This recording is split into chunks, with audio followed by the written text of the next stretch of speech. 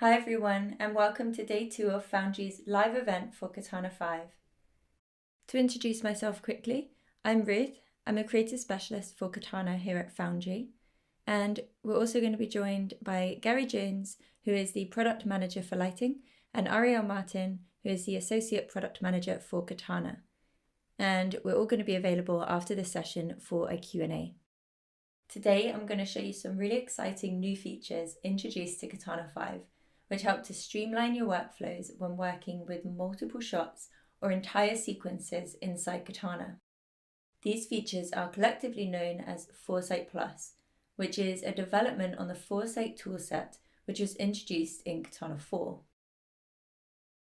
Now, Katana has always been a really great tool for multi-shot workflows, thanks to existing features including deferred loading in the scene graph, and its ability to set up scene variations using graph state variables. But with the introduction of Foresight+, this has got even easier, faster, and more artist-friendly, as you're not just able to work on an entire sequence at once, but you can now actually view multiple renders update live as you continue to make changes. This ability has a big impact on how you can tackle multi-shot scenes, as you can always be sure that any sequence level changes look consistent across all of your shots without needing to wait for any overnight renders. Foresight+ ensures that you have complete control over what updates affect these simultaneous live renders, so you can freely switch between shots or frames without an update needing to be triggered. This is the second webinar in this series, the first being about the exciting new Nuke Bridge. I will be touching on the Nuke Bridge again in this demo to show how it can be utilized when lighting a multi-shot scene. But if you missed the presentation and would like to watch it, then we will be sharing links to all of these sessions. So let's take a look at a multi-shot scene that needs lighting. A quick overview of the setup here. We've brought in 5 shots, all through just one node. This is possible as each shot file references the characters, the environment, props, animation, and materials using a USD structure. And we can demonstrate this quickly by setting the view flag a little further down after some cleanup and turning on the RenderMan delegate in the viewer. This render delegate is new to 5.0 and it lets us preview our scene without having to set off render. So we can see that everything is here. All the materials and assignments have been brought in with the USD in. And as we switch between different shots again, we can get a good representation of the whole scene by using this delegate.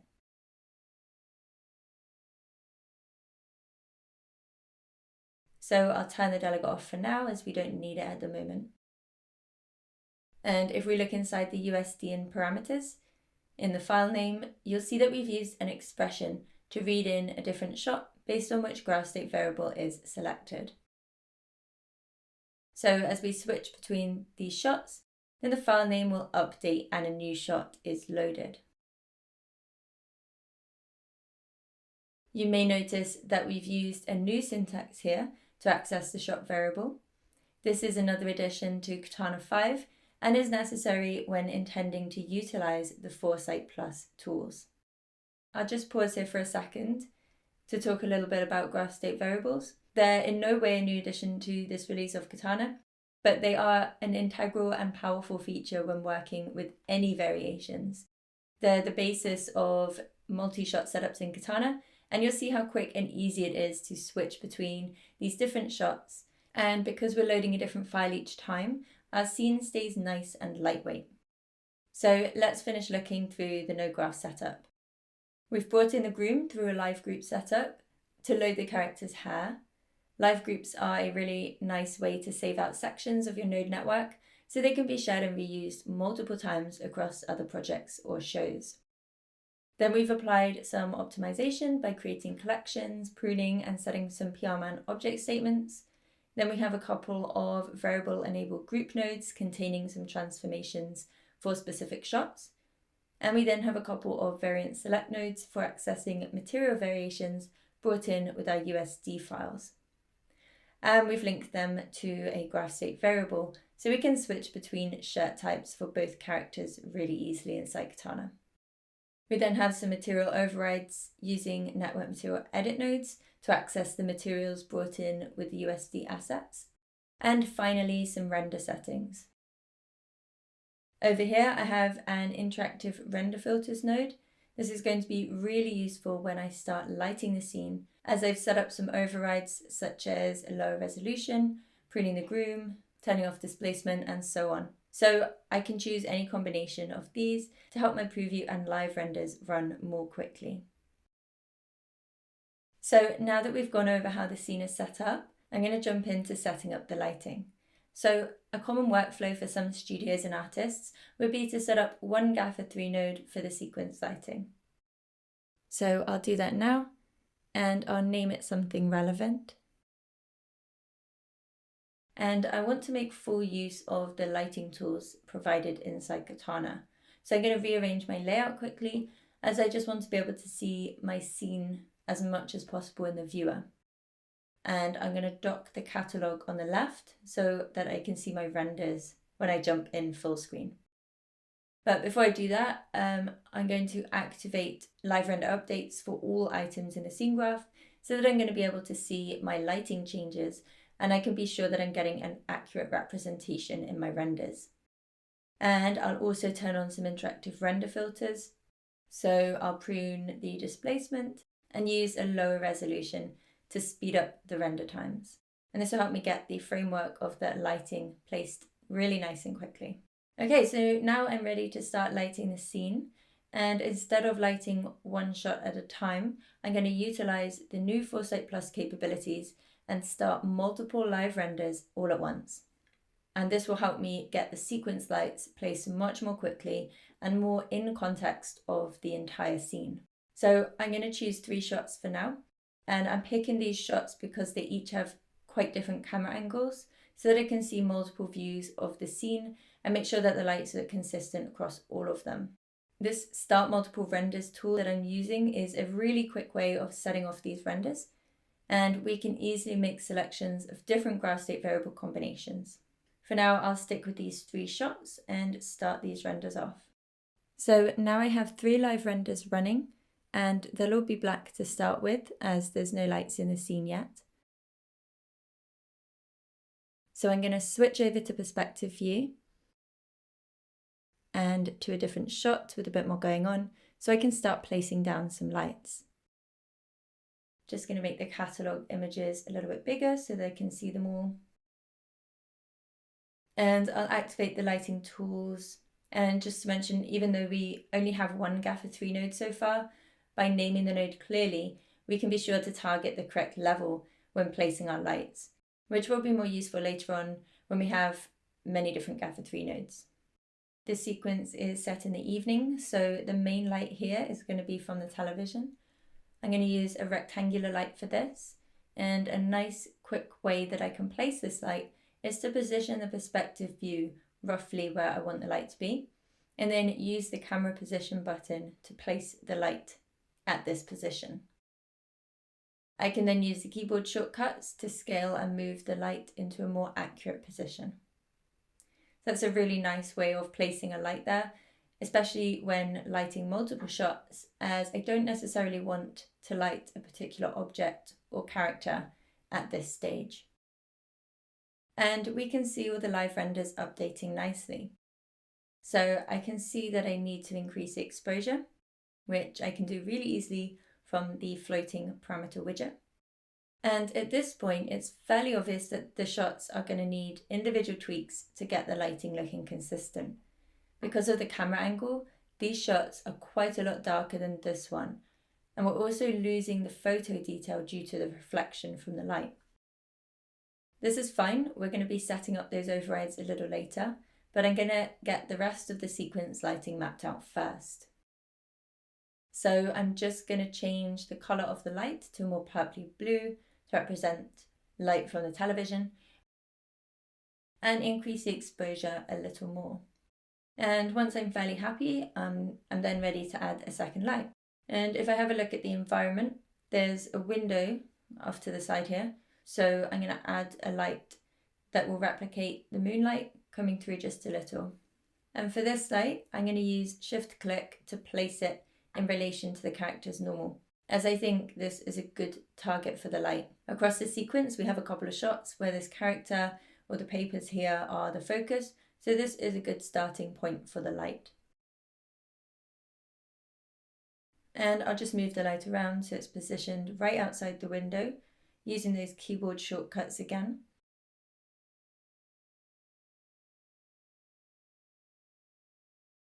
And I'll give the light a blue tint to represent the moonlight.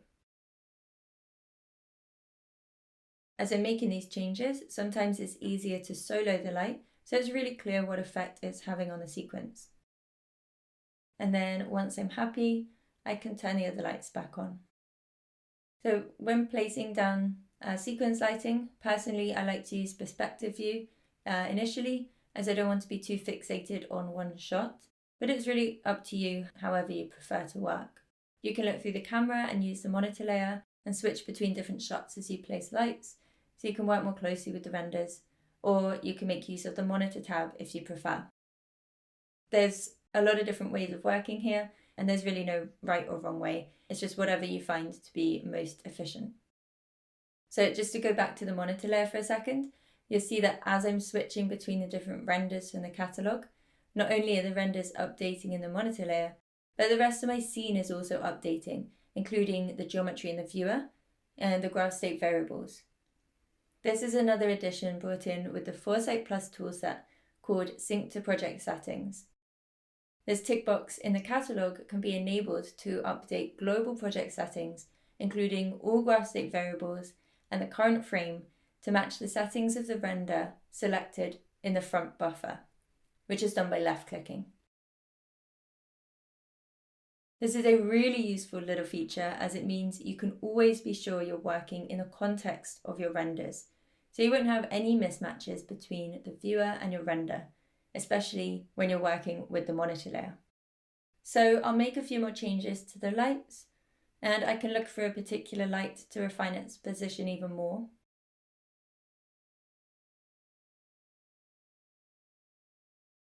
And then I'm going to add one more light, which will represent the general light coming through the kitchen.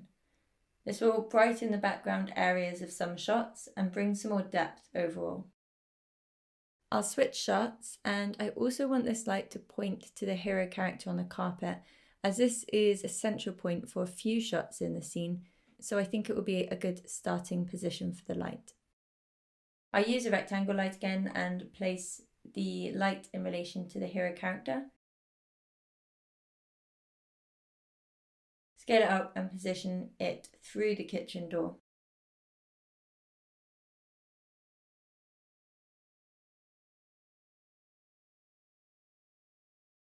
And that's looking about right.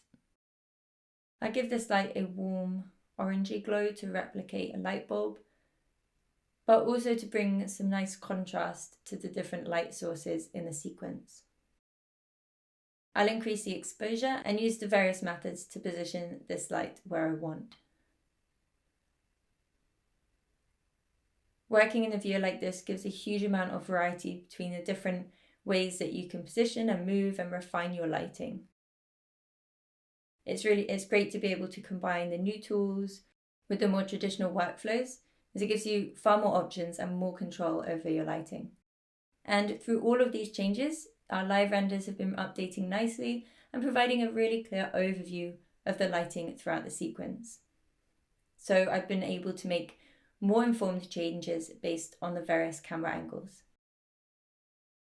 So now that I have the sequence lighting at a good level, I'm going to jump back to my node graph and set up some per camera angle overrides. Each live render that I have running has quite a different camera angle. As you'll remember, we intentionally picked shots that did. So I'm going to set up 3 more Gaffer 3 nodes and plug them into a variable switch.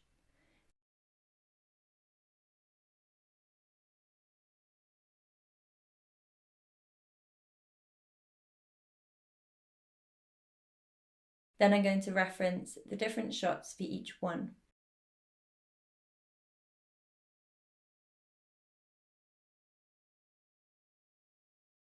The remaining 2 shots can be grouped with similar camera angles for now, but we will be making some per shot overrides in a moment as well. So now I can make some adjustments by inheriting the lights from the incoming scene into each new gaffer 3.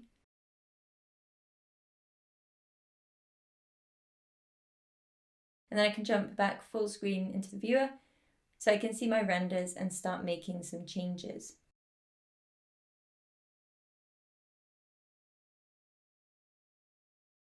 And we can adopt lights for editing at this new level, all from within the viewer, so no need to jump out into the parameters. And we can start refining these shots. So shot 40 is looking a little too bright, as we noticed before, so I'm going to decrease the exposure and change the color ever so slightly so that it looks more visually cohesive with the other shots. And then I'm going to jump to shot 10 and decrease the exposure a little as well. And you may also have noticed that I'm making full use of the Sync to Project Settings feature. With this tick box checked, I can use the catalog entries to select a shot to target, and then everything else, including the targeted gaffer 3, will update to match. So I only actually have to make one click to jump from shot to shot to make these edits. And I can be sure that the edits are being applied on the correct level. This is such a big time saver, as you don't need to go in and manually change these settings. And you can also avoid accidentally making edits to lights in the wrong gaffer 3. It's one of those things that may seem small, but once you started using it, you'll notice a big difference in your experience working in Katana. I have it switched on the majority of the time now, and I've really noticed the difference when it's turned off. And as I'm making these per camera angle overrides, you'll notice that only the affected shots are updating with the changes. This is part of the new Foresight+ work, as for each live render, the op chain is evaluated independently. So there's no unnecessary render updates, which allows you to work more efficiently with multiple shots.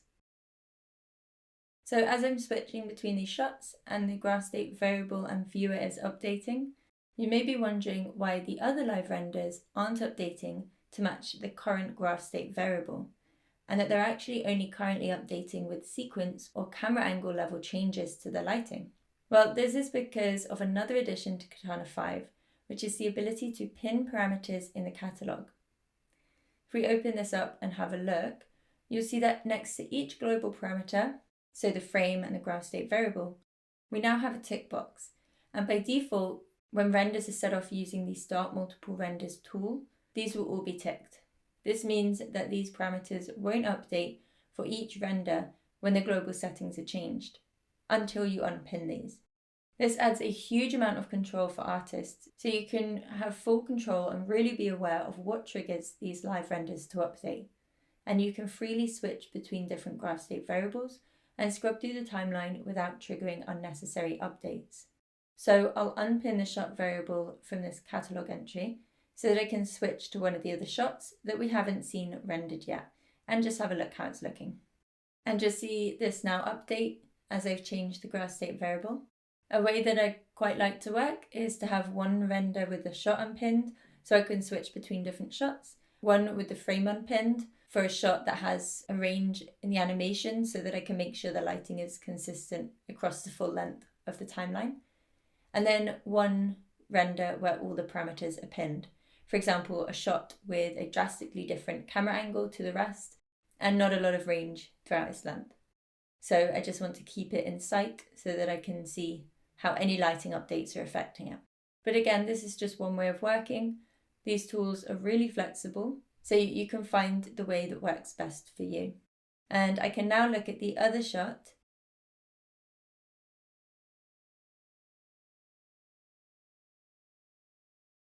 And because my project settings are synced to the catalog entry, the frame is changed, causing an update.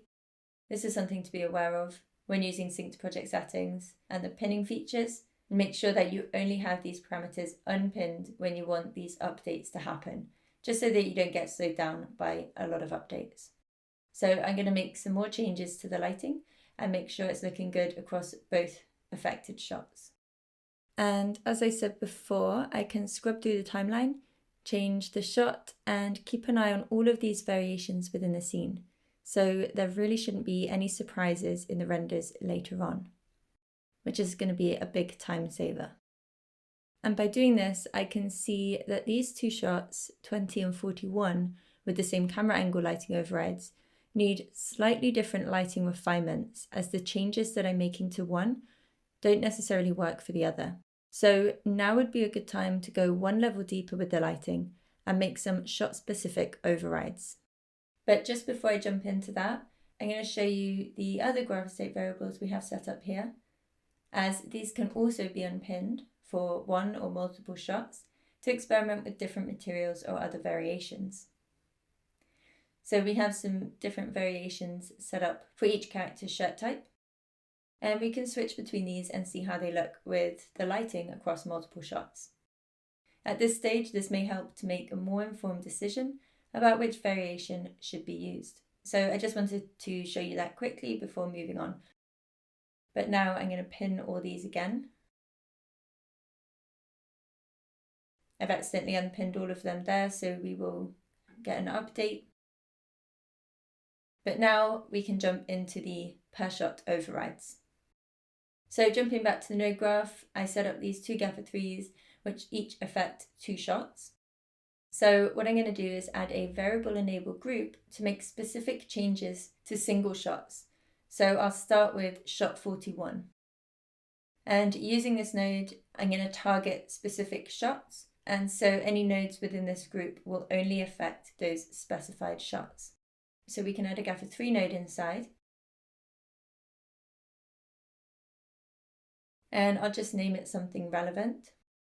I'll also reference the shot GraphState variable and shot 41 into the variable enable group. While I'm here, I'll name the other gaffer 3s too. And now jumping back to our lighting in the viewer, the gaffer 3 selection has automatically picked up the latest one, which is what we want. So now I can make specific edits to this shot without changing shot 20.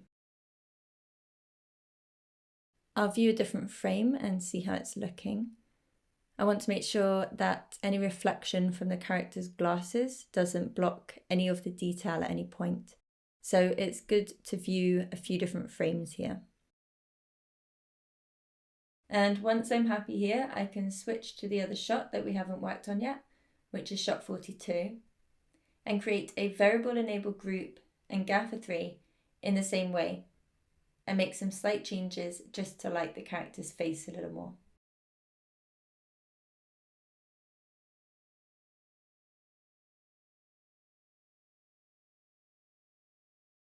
So the aim here is to get the lighting to look consistent from one shot to another, but also to achieve the creative vision for the sequence as a whole. So sometimes we can use a little artistic license to achieve the desired look.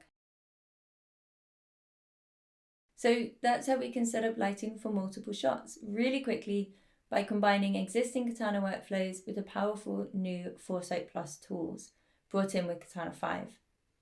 We've split the lighting into sequence, camera angle, and shot-specific nodes, so at any point you or other artists could jump in and make any changes.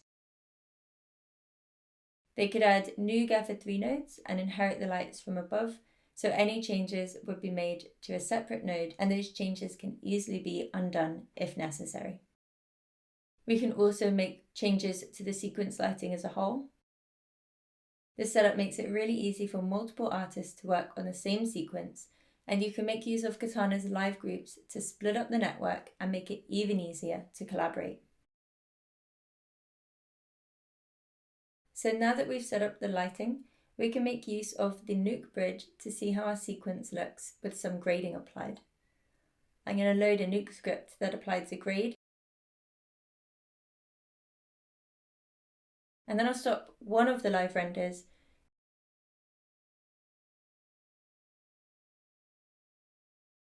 and start off live comps for the other two. To stack these live comps, I can use the new option, and then we can have multiple running at once. So now I can see the live renders after they've been passed through the nuke script and had the grade applied. And I can continue making edits to the lighting while now working in the context of these nuke composites for even more informed changes.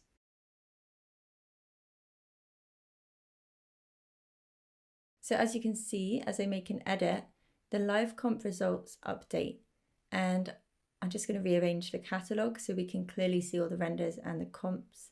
And something that I've only recently learned is that the catalogue items can be rearranged by middle mouse clicking and dragging, which is really, really useful. So I'm going to use this to rearrange them so I can see the live renders underneath each live comp.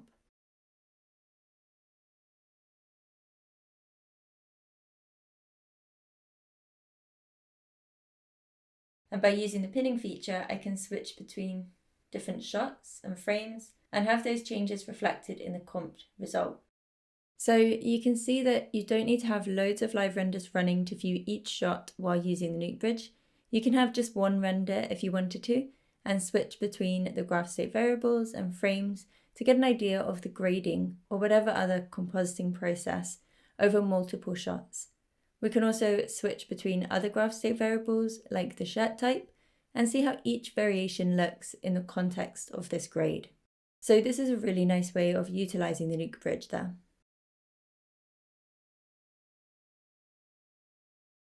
Alternatively, if I have a couple of different grade variations for this sequence, I can swap the nuke script and plug in the same live render into both.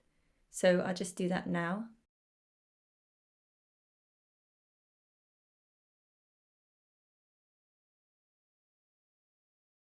Now I can make lighting adjustments, switch between different graph state variables and frames, and see how both grades are looking. So all of this can now be done at this stage of the pipeline, which means that our lighting can be refined to a greater level much earlier on. And it's taken barely any time at all to set up this multi-shot lighting and place lights while seeing all of our changes across the entire sequence, rather than just a single shot. Thank you everyone for watching.